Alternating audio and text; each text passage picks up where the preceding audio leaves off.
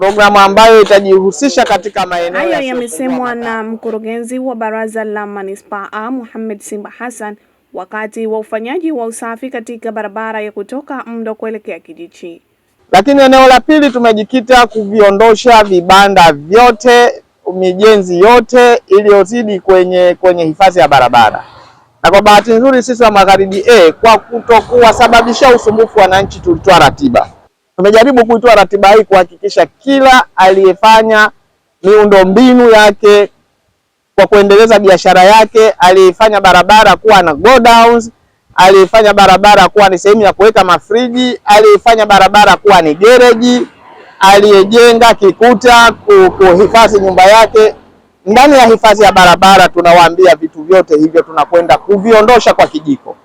Kwa upande wake, mkurugenzi wa ujenzi na utunzaji wa barabara na wakala wa barabara Zanzibar, Bi Safia Juma Mer, amesema kazi hiyo itakuwa endelevu katika maeneo mbalimbali na amewaomba wananchi wanaozitumia barabara kwa matumizi mbalimbali kudumisha usafi ili kuwa na mji salama.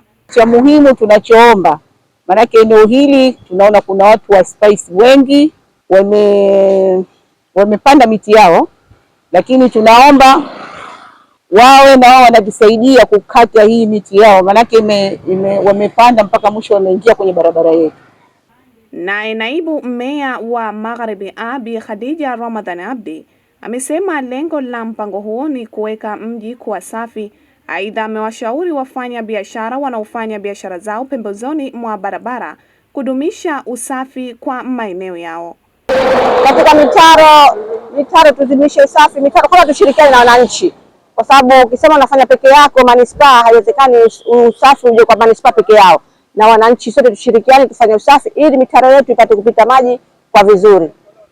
Mpango huo wa pamoja unategemewa kuwahusisha wananchi wa maeneo mbalimbali waliopitiwa na mitaro ya maji machafu na walio pembezoni mwa barabara. Nikiripoti Thuba Abdulaziz, Suni TV.